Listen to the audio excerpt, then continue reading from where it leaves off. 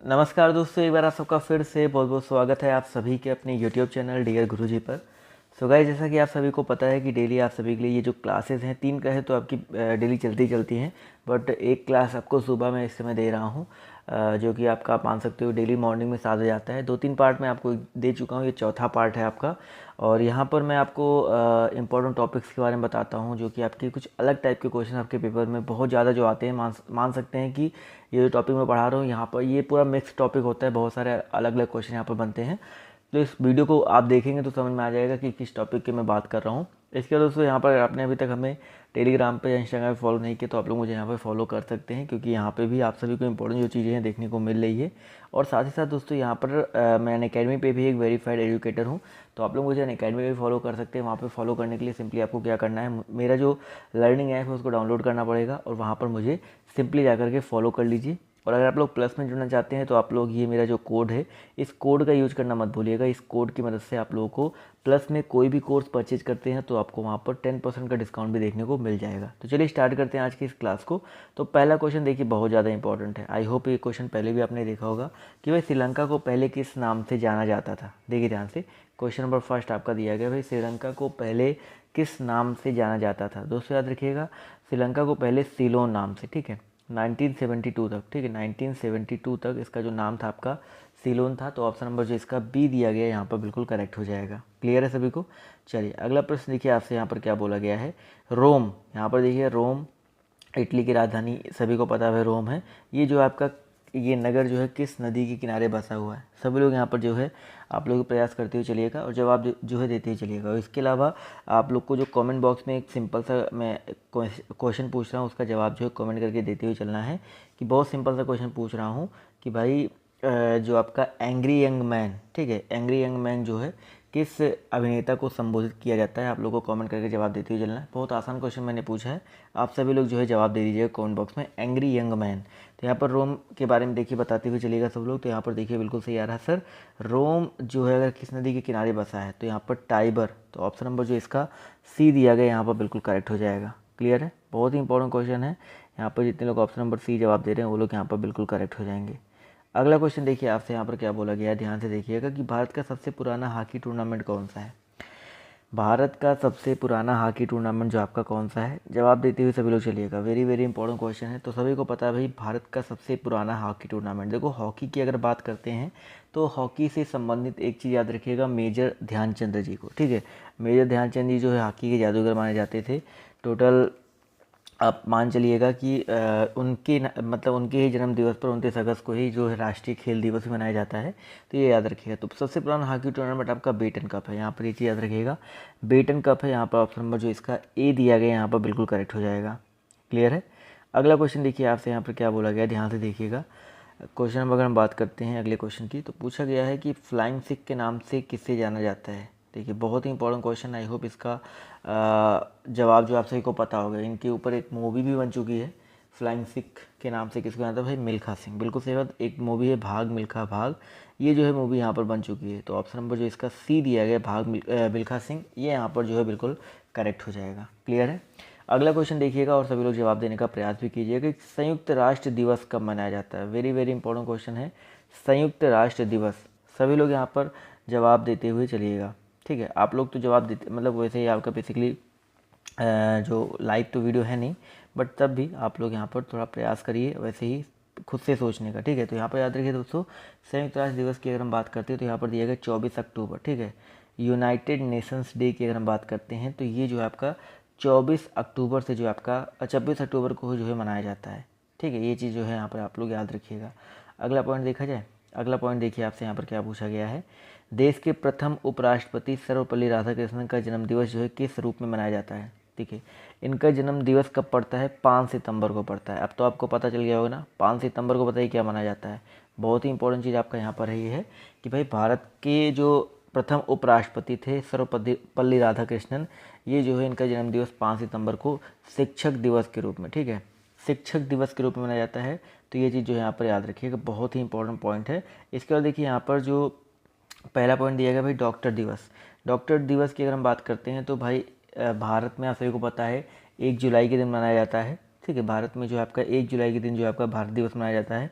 इसी तरह अगर हम बाल दिवस की बात करते हैं भारत में, तो आप सभी को पता है भाई, भारत में बाल दिवस जो है चिल्ड्रंस डे जिसको बोलते हैं, वो जो है बेसिकली मनाया जाता है चाचा नेहरू जी के जन्म दिवस पर 14 नवंबर को। इसके अलावा यहाँ पर अगर हम बात करते हैं भाई विधि दिवस के बारे में, वेरी इंपॉर्टेंट भाई, विधि दिवस जो है आपका प्रत्येक वर्ष जो है 26 नवंबर को मनाया जाता है। ठीक है, किस दिन भाई, ये बहुत इंपॉर्टेंट है, 26 नवंबर को जो है मनाया जाता है, क्योंकि इसी दिन भारत के संविधान को स्वीकार किया गया था, या इस दिन जो है कंप्लीट हुआ था। ठीक है, इसी दिन जो आपका भारत का संविधान इसी दिन कंप्लीट हुआ था, इसी वजह से यहाँ पर जो है इस दिन जो है भारत का विधि दिवस मनाया जाता है। तो चारों ऑप्शन आप सभी को क्लियर है ना।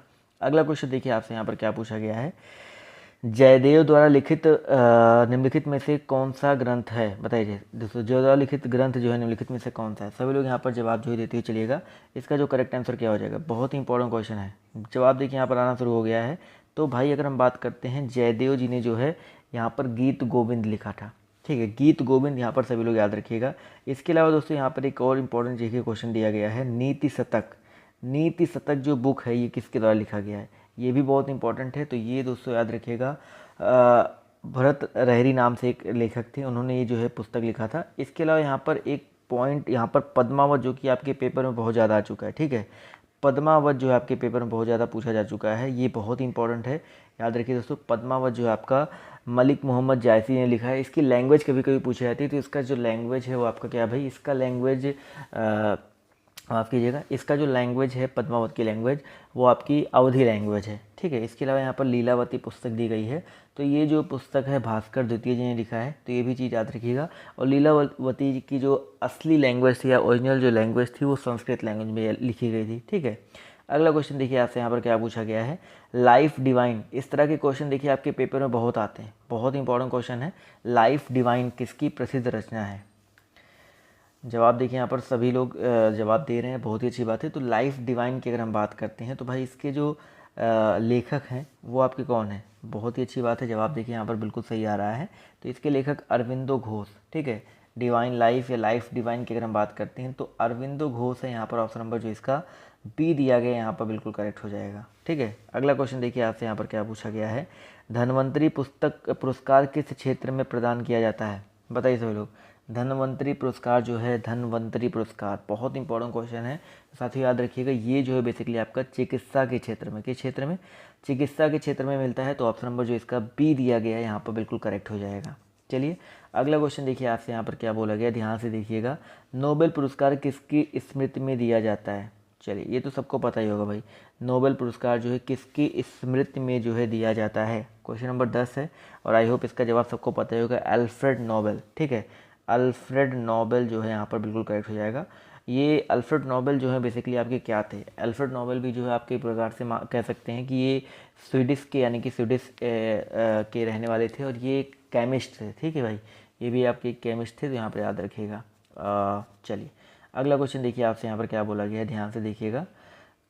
अगला पॉइंट आपसे यहाँ पर पूछा गया है कि अंतारा निम्नलिखित में से किस देश की एक प्रमुख न्यूज एजेंसी है। ठीक है, अंतारा के बारे में पूछा गया है कि किस देश की एक प्रसिद्ध जो है न्यूज एजेंसी है। यहाँ पर सभी लोग जवाब देते हुए चलेंगे। इसके अलावा यहाँ पर देखिए और भी बहुत सारे ऑप्शन दिए गए हैं, जैसे फ्रांस की न्यूज एजेंसी जो है कौन सी है।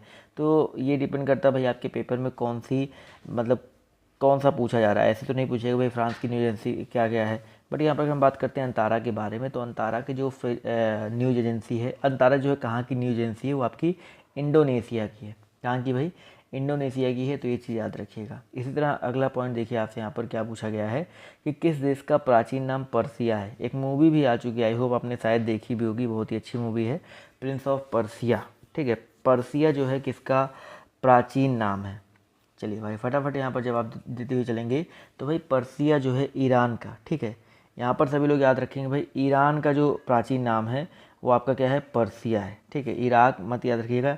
अब देखिए ईरान की अगर हम बात करते हैं, देखिए ईरान के बारे में यहाँ पर जान लीजिए, ईरान की राजधानी क्या है। तो ईरान की जो राजधानी है आप सभी लोग याद रखिएगा, तेहरान है। ठीक है, TEHRAN, तेहरान है। इसी तरह यहाँ पर ईरान और इराक में लोग कंफ्यूज रहते हैं। ठीक है, ईरान और इराक में जो है आप लोग काफ़ी लोग कंफ्यूज रहते हैं। तो इराक की राजधानी जो आपकी बगदाद है, इराक की राजधानी क्या है दोस्तों, आपकी बगदाद है, ये भी याद रखिएगा। इसके अलावा यहाँ पर ताइवान की अगर हम बात करते हैं, तो ताइवान की राजधानी क्या है भाई, फटाफट बताते हुए चलेंगे। ताइवान की जो कैपिटल है वो आपकी क्या है, ताइपे है, ठीक है, TAIPE ऐसे लिख दे सकते हैं। इसके अलावा मलेशिया सभी लोग बताते हुए चलेंगे भाई। मलेशिया बहुत ही इंपॉर्टेंट चीज़ें यहाँ पर मैं आपको बताते हुए चल रहा हूँ। ये सारी चीज़ें आपके पेपर में डायरेक्टली जो आपके पेपर में पूछी जाती है। तो मलेशिया की जो राजधानी है आपकी कुआलालंपुर, कई बार मैं आपको बता चूँगा कुआलालंपुर, LUMPUR ऐसे करके याद रख लीजिएगा, ठीक है। चलिए अब आप लोग को से एक क्वेश्चन और बनता है, आप लोग बताइएगा सर जी इराक की मुद्रा जो आपकी क्या है, ठीक है, इराक की मुद्रा क्या है, आप लोग को कमेंट करके बताना है। अगला पॉइंट देखिए पूछा गया है, संयुक्त राष्ट्र संघ के प्रथम महासचिव कौन थे। क्वेश्चन नंबर 13 है, इसका जवाब देते हुए चलिएगा। तो भाई संयुक्त राष्ट्र संघ का पूछा गया है प्रथम महासचिव कौन थे, तो त्रिगवेली, ये चीज़ याद रखिएगा, त्रिगवेली। जितने लोग यहाँ पर जवाब दे रहे हैं वो लोग यहाँ पर बिल्कुल करेक्ट हो जाएंगे। अगला क्वेश्चन पूछा गया आपसे यहाँ पर, अंतर्राष्ट्रीय न्यायालय में किस भारतीय ने न्यायाधीश पद को का सुशोभित किया। अंतर्राष्ट्रीय न्यायालय में किस भारतीय ने न्यायाधीश पद को, यहाँ पर लिख दीजिए, पद को सुशोभित किया। तो यहाँ पर क्वेश्चन नंबर 14 का जो करेक्ट आंसर आपका क्या हो जाएगा, तो साथ ही याद रखिएगा यहाँ पर जो करेक्ट आंसर आपका हो जाएगा doctor Nagendra Singh. Option number जो इसका ए दिया गया है यहाँ पर बिल्कुल करेक्ट हो जाएगा।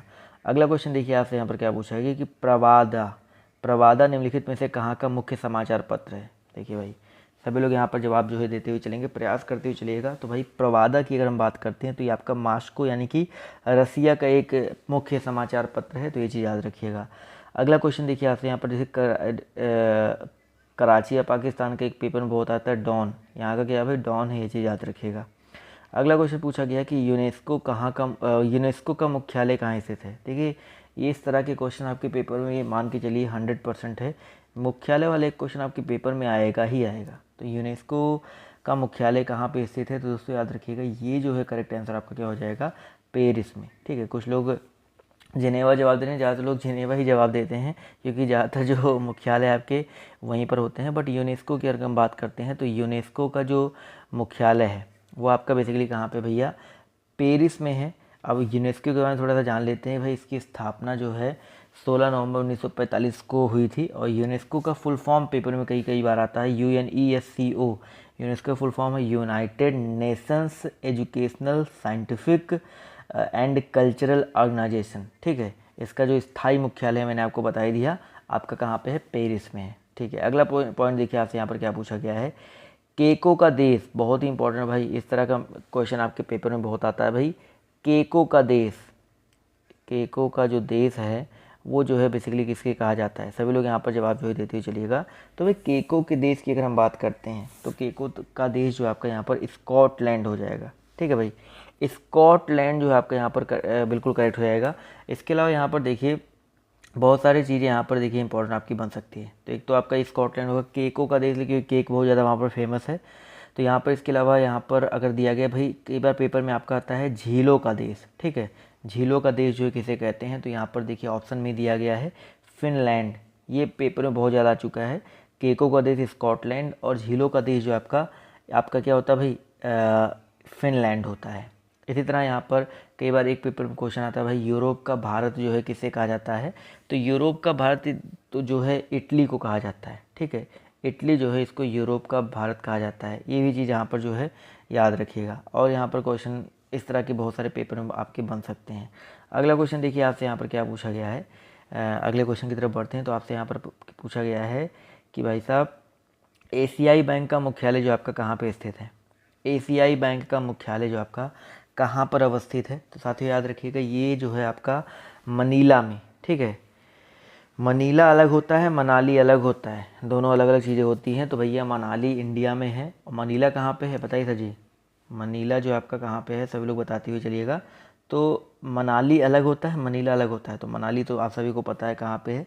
मनीला आप लोग कमेंट करके जो है जवाब जो है दे दीजिएगा। देखते हैं कितने लोग यहाँ पर जवाब देते हैं। अगला क्वेश्चन देखिए आपसे पूछा गया कि शांति का प्रतीक जो है क्या। ये तो बहुत ईजी क्वेश्चन आपके सामने रख दिया गया है। शांति का प्रतीक जो है क्या है, तो भैया याद रखिएगा शांति का जो प्रतीक है वो बेसिकली आपका सफ़ेद कबूतर है। अगला क्वेश्चन देखिए आपसे क्या पूछा गया है कि हजारों झीलों की भूमि या झीलों का देश, अभी मैंने आपको थोड़ी देर पहले बताया ना, ये हजारों झीलों की भूमि जो है कुछ अलग अंतर नहीं आ जाएगा। तो भैया यहाँ पर जो दिया गया फिनलैंड यहाँ पर जो है बिल्कुल करेक्ट हो जाएगा। पेपर में इस तरह आपका पेपर में आता है भाई, उगते हुए सूरज का देश जो है किसे कहते हैं, ठीक है। आप लोग के पेपर में ये भी आता है भाई, उगते हुए सूरज का देश आपका जापान है, ठीक है। इसके अलावा यहाँ पर और भी बहुत सारे क्वेश्चन बनते हैं, वो आपको यहाँ पर धीरे धीरे मिलता रहेगा, परेशान मत होइए। अगला क्वेश्चन देखिए, आपसे पूछा गया कि चंद्रमा पर मानव भेजने वाले प्रथम देश। देखिए ये आसान क्वेश्चन है, सबको पता है भाई। यहाँ से देखिए कई सारे क्वेश्चन बन सकते हैं। चंद्रमा पर मानव भेजने वाला प्रथम देश संयुक्त राज्य अमेरिका है, सभी को पता है। नील आर्मस्ट्रांग जो है सबसे पहले जो है चंद्रमा पर कदम रखने वाले पहले व्यक्ति भी थे, और ये आपके ऑप्शन नंबर जो इसका ए है यहाँ पर करेक्ट हो जाएगा। अगला क्वेश्चन पूछा गया है, ओपेक की स्थापना जो आपकी कब हुई। क्वेश्चन नंबर आपका 23 दिया गया, ओपेक OPEC। फटाफट यहाँ पर बताते हुए चलेंगे, इसका जो करेक्ट आंसर आपका क्या हो जाएगा। जवाब देखिए यहाँ पर धीरे आना शुरू हो गया है, तो यहाँ पर जो करेक्ट आंसर आपका क्या हो सकता है भाई। ओपेक की स्थापना पूछ सकता है, ओपेक का फुल फॉर्म पूछ सकता है, बहुत सारी चीज़ें यहाँ पर देखिए आपके पेपर में बन सकती हैं इस क्वेश्चन से। तो 1960 ईस्वी में, ठीक है, organization of the petroleum export countries, ठीक है, बगदाद ने मतलब बगदाद में इसकी स्थापना हुई थी, और 1960 ईस्वी में जो आपका यहाँ पर इसे मतलब इसकी स्थापना हुई थी, ये चीज़ याद रखिएगा, ठीक है। ये जो है basically 5 country, Iran, Iraq, Kuwait, Saudi Arab और वेनेजुएला, इनकी ये मान सकते हैं टोटल मेंबर्स है। और इस समय जो है शायद 7 कंट्रीज़ हो चुकी हैं। स्टार्टिंग में 5 कंट्रीज़ थी, इस समय जो आपकी 7 हो चुकी है, ये चीज़ याद रखिएगा। अगला क्वेश्चन देखिए आपसे यहाँ पर क्या पूछा गया है, ध्यान से देखिएगा। अच्छा, इसका वो हमने नहीं बताया सर जी, इसका जो हेडक्वार्टर है या इसका जो मुख्यालय कहाँ पे है। तो इसका हेडक्वार्टर जो आपका ऑस्ट्रिया वियना में है। कहाँ पे? ऑस्ट्रिया, ऑस्ट्रेलिया नहीं, ऑस्ट्रिया। अगला क्वेश्चन पूछा गया है, बिना ऑक्सीजन के माउंट एवरेस्ट पर चढ़ने वाला पहला व्यक्ति कौन थे। बहुत ही अच्छा क्वेश्चन है। बिना ऑक्सीजन के माउंट एवरेस्ट पर चढ़ने वाले पहले व्यक्ति जो है आपके कौन थे। तो दोस्तों याद रखिएगा, फू दोरजी। बहुत ही इंपॉर्टेंट ये क्वेश्चन है, फू दोरजी। यहाँ पर ऑप्शन नंबर जो इसका ए दिया गया है यहाँ पर बिल्कुल करेक्ट रहेगा। पेपर में एक क्वेश्चन आता है कि भारत की तरफ से पहली बार चढ़ने वाले कौन थे, तो बछेंद्री पाल थे, आप सभी को पता ही है। यहाँ पर एक क्वेश्चन नया बना है कि माउंट एवरेस्ट पर बिना ऑक्सीजन के, तो फू दोरजी जो है आप लोग याद रखिएगा। अगला पॉइंट देखिए, आपसे पूछा गया है कि ज्योति किस देश की मुद्रा है। 25 नंबर क्वेश्चन, इसका जवाब जो देते हुए चलेंगे, ज्योति जो है किस देश की मुद्रा है। जवाब देखिए यहाँ पर आना शुरू हो गया है, तो भैया याद रखिएगा पोलैंड, ठीक है। ज्योति की अगर हम बात करते हैं तो ये पोलैंड की मुद्रा है, ठीक है। यहाँ पर ऑप्शन नंबर जो इसका डी दिया गया यहाँ पर बिल्कुल करेक्ट हो जाएगा। अब देखिए मुद्रा के बारे में यहाँ पर अगर आ ही गया है तो हम लोग जान लेते हैं भाई, नॉर्वे की जो मुद्रा है आपकी क्या है। बहुत सारी चीज़ें यहाँ पर बन सकती है। तो नॉर्वे की जो मुद्रा है वो वहाँ पे क्रोन करके मुद्रा चलती है, नॉर्वेनियन क्रोन चलती है, जो कि इंडिया के 8 रुपये के 9 रुपये के आसपास के इसमें बराबर है, CRONE, ठीक है। इसके अलावा जर्मनी, ठीक है भाई, आप लोग भी बताते हैं थोड़ा, चलिए अगर आपको पता है भाई जर्मनी की मुद्रा बताइए क्या है। जितने लोग यहाँ पर जुड़े हुए हैं सभी लोग यहाँ पर जवाब जो है देते चलेंगे। तो भाई जर्मनी की जो मुद्रा है, जर्मनी की अगर हम बात करते हैं, 1 मिनट रुक जाइए भाई। जवाब देखिए यहाँ पर काफ़ी लोग के सही आ रहे हैं भाई। जर्मनी की मुद्रा का नाम जो है आपका बेसिकली क्या था, यूरो चलता है वहाँ पे, बिल्कुल सही बात है, यूरो जर्मनी में चलता है। तो ये सब चीज़ें जो आप लोग यहाँ पर याद रखिएगा। तो ये रहे भैया आज के कुछ आपके 25 इंपॉर्टेंट क्वेश्चंस। तो कैसा लगा आप लोग कमेंट करके जो है ज़रूर बताइएगा, और इसी तरह के वीडियोज़ डेली सुबह मिलते हैं। तो आप लोग प्लीज़ 7 बजे जो है आकर के इस वीडियो को देख लिया करिए। तो आज की इस क्लास में सिर्फ इतना ही, अभी के लिए बाय बाय, टेक केयर, जय हिंद, जय भारत। मिलते हैं आप सभी से दोपहर में 1 बजे रीजनिंग की क्लास में।